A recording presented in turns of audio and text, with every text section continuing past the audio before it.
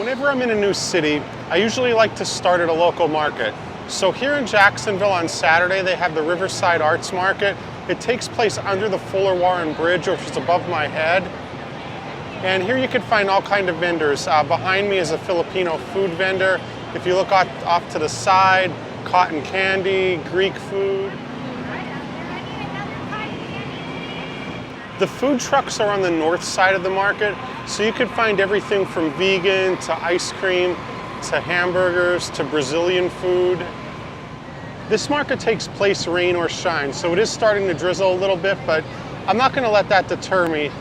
I chose Fusion, which is like an Indian Thai Mediterranean fusion truck that somebody recommended. So the korma is my go-to, but I'm going to try something different called the banana curry. This is what the banana curry looks like with chicken. Now let's see what it tastes like. Okay, so the chicken's very tender. I definitely taste the banana in it. It's a little different from what I'm used to. It doesn't come mild. It either comes medium or hot. I did get it medium, but it's not like hit the back of your throat spicy. It's just, now that what I'm used to, it's kind of mild, I guess. You can also catch live music. The stage is set up along the St. Johns River. The Cummer Museum of Art and Gardens is the largest fine arts collection in Northeast Florida, and behind the building there are also 3 gardens which go up against the St. Johns River. The Norman Studios exhibit is part of the permanent collection. So this studio was here in Jacksonville before Hollywood became the movie capital of the United States. So Norman Studios produced films with all black casts for primarily black audiences, and these are original movie posters. So you could see on some of these it's going to say Arlington, on some of them it's going to say Jacksonville. So Arlington was one of the cities that was absorbed by Jacksonville in the 1960s, making it now the largest city by landmass in the United States. There's also a Meissen porcelain collection here at the museum that totals more than 500 pieces. And you can see them all on display, but while you're here, you also have to check out the gardens. In the back of the museum, you have the English, Italian, and Olmsted gardens. Now that's Olmsted, as in the same family who designed Central Park in New York. The most impressive, though, are the Italian gardens. The Italian garden goes up to the St. Johns River. So if you go through here, you'll see the museum has pretty much its own private river walk that's off limits to anyone that's not a paid attendee to the museum, or Tuesday nights are free after 4 o'clock. So that's the Warren Bridge, which is one of the main bridges here in Jacksonville. At the outside in exhibit, not everything is what it seems. So this looks like a tree and flowers, but it's made of glass. And then over here, you have reptiles. It looks like reptile skin, but this is actually paper. And this installation here looks like soil, but it turns out that these are bugs dipped in resin. Get up close and you'll see. The Skyway is the local monorail in Jacksonville. So it's only 2 cars, and it connects San Marco with the downtown area. During peak time, the trains run every 3 to 4 minutes, and then off-peak is every 6 to 8 minutes. It's Monday through Friday, and then weekends only during a special event, like a football game.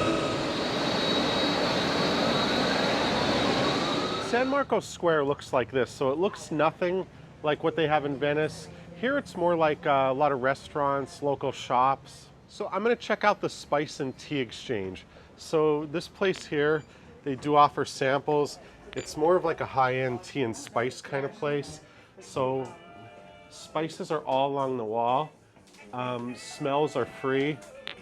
And then you can see also peppers, other things like that. More tea along the wall. And then if you just take a look right over here, they have the world's most expensive spice right here, which is saffron. Banana Leaf is a Southeast Asian restaurant in Jacksonville. So you have Khmer food. You can see the script behind me. There's also Thai and even some Chinese. So I'm here to try the Cambodian items. So the first thing I'm trying is, I believe, yellow soda. So this is club soda. And there's also egg yolk in here, and then there's some kind of lime juice. Okay, so this almost reminds me kind of like of a rich club soda. So I also got a Cambodian favorite. This is one that I've tried at a lot of different restaurants, Lok Lak. Hope I'm saying that correctly. But it's basically sauteed beef in whatever sauce they're using, tomato, cucumber. Hi, sir. Okay. Okay, sir. This one for Cambodia food, traditional.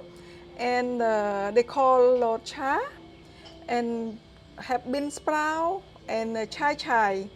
Egg, meat, your choice. You can pick for chicken, beef, shrimp, or pork.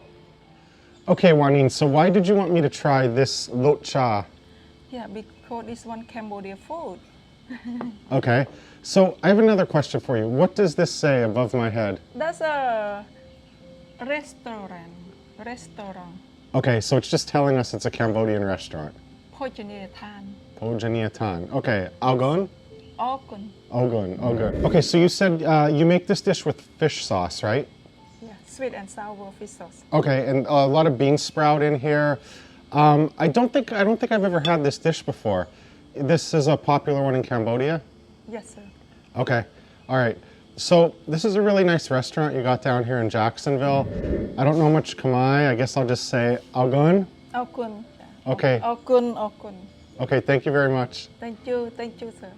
Riverside Park is one of Jacksonville's 337 public parks, and the Spanish moss that you see hanging from these trees is a pretty common sight in this city.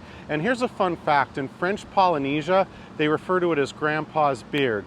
So about 337 parks. That may sound like a lot, but Jacksonville is the largest city by landmass in America at 875 square miles.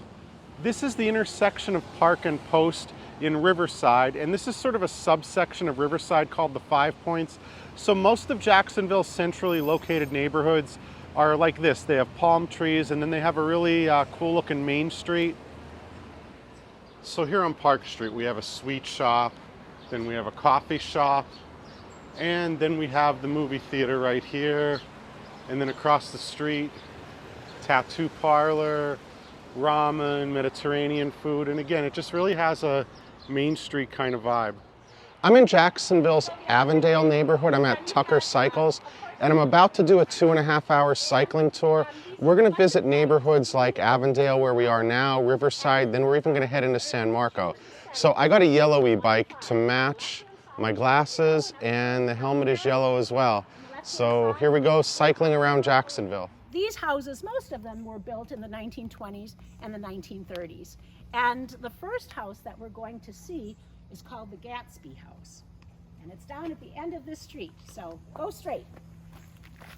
This house was occupied by the Lane family. And then in the 1960s, it was occupied by the Towers family. They're both Jacksonville families. But then the house was empty for several years and fell into great disrepair. And in 2010, a fellow by the name of John, I'm going to pronounce his name Hove, but if you've ever read the book, A Man Called Ove, it's not Ove, it's Uva. So it might be Huva. If I ever meet him, I'm going to ask him, how do you pronounce your last name? Anyway, John Hove and his wife bought this place. And he's a Swedish man. He was a judge when he was in Sweden, but he came to the United States in 1989 with his daughter and his wife to help his brother in his family's business. This is a little pocket park.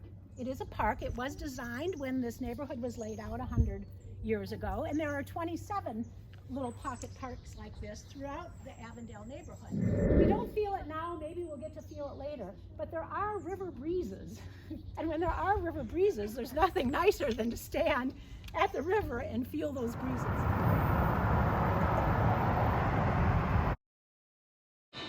I'm at Singleton Seafood Shack to try the famous Mayport shrimp. So Jacksonville is supposed to be the shrimp capital of Florida, and I'm here to try these. So as soon as I walked into this literal shack, I could smell the fresh seafood. So these are Mayport shrimp. I had them grilled on a skewer, and I'm also trying gator tails. So Florida gator tails are as common as like mozzarella sticks would be in the Northeast or other parts of the country. So I got them blackened, whereas I would normally see them fried. I think the only time I ever had them not fried was at a Lao restaurant in Washington, D.C., where it was served larb style. People like to compare alligator meat to chicken. But this one more so reminds me of like blackened turkey. Okay, now the shrimp. So they definitely had a sweetness to them. You could tell they're fresh, and I was not even tempted to use either of the sauces they gave me. So I don't think you need it. I just squirted some lemon juice on them, and that's more than enough flavor when you're dealing with fresh seafood. But I really want to show you what's special about this place, because where they're caught is right out on the dock. The ship behind me is the Jennifer Ann. So this shrimp boat is where all the shrimp were caught that are brought here, and then they're sold, I believe, the same day. That's what I was told. And I mean, you could definitely taste it. And this is where the St. Johns River flows out into the Atlantic Ocean in this part of Jacksonville. So my time in Springfield has come to an end. I'm making one last stop before I head out of town. I'm at Springfield Scoops, literally on Main Street in this historic district. So I'm gonna enjoy the rest of this watermelon sorbet before I head back. And I just wanna say thank you very much for watching. I hope you found something useful in this video for when you visit Jacksonville. I got more trips coming up. I got Monterey, California. I'm gonna be visiting Alaska for the first time. It'll be my 50th state. So if you like this, again, please click subscribe, and thank you very much for watching.